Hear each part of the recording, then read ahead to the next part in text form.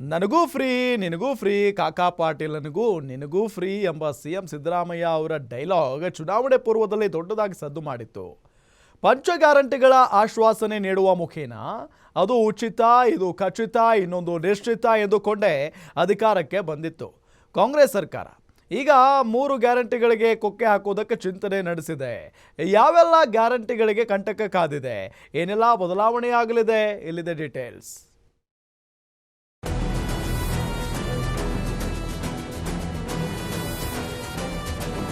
ಪಂಚ ಗ್ಯಾರಂಟಿ ಕಾಂಗ್ರೆಸ್ ಕರ್ನಾಟಕದಲ್ಲಿ ಬೃಹತ್ ಬಹುಮತದೊಂದಿಗೆ ಅಧಿಕಾರಕ್ಕೆ ಬರಲು ದೊಡ್ಡ ಬುನಾದಿ ಹಾಕಿದ ಯೋಜನೆಗಳು.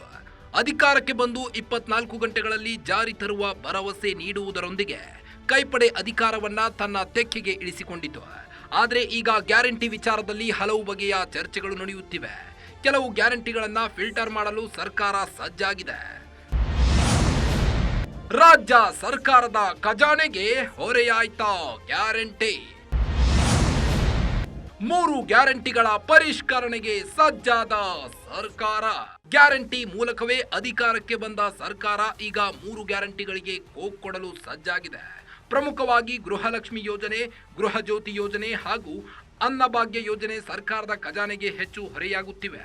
ಸುಮಾರು 44,556 ಕೋಟಿ ರೂಪಾಯಿ ಈ 3 ಯೋಜನೆಗಳು ವರ್ಷಕ್ಕೆ ನುಂಗುತ್ತಿವೆ. ಹೀಗಾಗಿ ಈ ಯೋಜನೆಗಳ ನಿಜವಾದ ಫಲಾನುಭವಿಗಳನ್ನು ಗುರುತಿಸಲು ಅಂದ್ರೆ ಕೇವಲ BPL ರೇಷನ್ ಕಾರ್ಡ್ ಹೊಂದಿದವರಿಗೆ ಮಾತ್ರ ಈ ಯೋಜನೆ ನೀಡಲು ಸರ್ಕಾರ ಸಜ್ಜಾಗಿದೆ. ಈಗಾಗಲೇ ಈ ಬಗ್ಗೆ ಸಿಎಂ ತಮ್ಮ ಆರ್ಥಿಕ ಸಲಹೆಗಾರ ಬಸವರಾಜ ರಾಯರೆಡ್ಡಿ ಜೊತೆ ಚರ್ಚಿಸಿದ್ದು, ತೆರಿಗೆ ಪಾವತಿಸುವವರು, GST ಪಾವತಿಸುವವರು, ಸರ್ಕಾರಿ ಉದ್ಯೋಗ ಹೊಂದಿರುವವರು ಹಾಗೂ ಬೇರೆ ರಾಜ್ಯದವರು ಇಲ್ಲಿ BPL ಕಾರ್ಡ್ ಪಡೆದವರನ್ನು ಈ ಯೋಜನೆಗಳಿಂದ ಆಚೆ ಇಡುವ ಸಿದ್ಧತೆಗಳು ನಡೆದಿವೆ ಎಂದು ಹೇಳಲಾಗುತ್ತಿದೆ. ಸರ್ಕಾರದ ನಿರ್ಧಾರಕ್ಕೆ ವಿಪಕ್ಷಗಳು ಕೆಂಡ. ಸಿದ್ದರಾಮಯ್ಯ ಈಗೇನ್ ಹೇಳ್ತಾರೆ ಎಂದ ನಿಖಿಲ್. ವಿರೋಧ ಪಕ್ಷಗಳಾದ JDS ಹಾಗೂ ಬಿಜೆಪಿ ಈಗಾಗಲೇ ಸರ್ಕಾರದ ಗ್ಯಾರಂಟಿ ಬಗ್ಗೆ ಹಲವು ಬಾರಿ ಟೀಕೆಗಳನ್ನ ಮಾಡುತ್ತಲೇ ಬಂದಿವೆ. ಈಗ ಅವುಗಳ ಕೈಗೆ ದೊಡ್ಡ ಅಸ್ತ್ರ ಸಿಕ್ಕಂತಾಗಿದೆ. ಈ ಬಗ್ಗೆ ಟ್ವೀಟ್ ಮಾಡಿರುವ JDS ನಾಯಕ ಕುಮಾರಸ್ವಾಮಿ, ಕಾಕಾ ಪಾಟೀಲ್ಗೂ ಫ್ರೀ, ನನಗೂ ಫ್ರೀ, ನಿಮಗೂ ಫ್ರೀ ಎಂದಿದ್ದ ಸಿದ್ದರಾಮಯ್ಯ ಅವರೇ ಈಗೇನ್ ಹೇಳ್ತಾರೆ ಎಂದು ಪ್ರಶ್ನೆಯನ್ನ ಮಾಡಿದ್ದಾರೆ.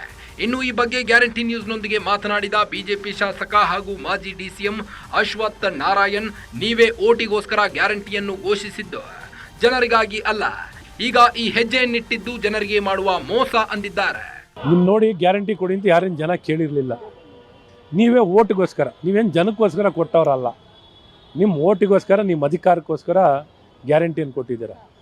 ಎಲ್ಲರಿಗೂ ಕೊಡಬೇಕಿತ್ತು, ಈಗಲೂ ವಂಚನೆ ಮಾಡಿದ್ದೀರಾ. ಈಗಲೂ ಜನಕ್ಕೆ ಎಲ್ಲರಿಗೂ ಕೊಡ್ತೀನಿ ಅಂತ ವಂಚನೆ ಮಾಡಿದ್ದೀರಾ. ಇನ್ನು ಮುಂದಕ್ಕೆ ನೀವು BPL ಕಾರ್ಡಿಗೆ ಸೀಮಿತ ಮಾಡ್ತೀನಿ ಅನ್ನೋದು ಸರಿಯಲ್ಲ. ಇನ್ನೊಂದು ಹೆಚ್ಚಾಗಿ ಕೊಡಿ, ಗ್ಯಾರಂಟಿ ಕೊಡಿ, ಇನ್ನೂ ಹೆಚ್ಚಾಗಿ ಕೊಡ್ರಪ್ಪ, ನಾವೇನು ಬೇಡ ಅನ್ನಲ್ಲ.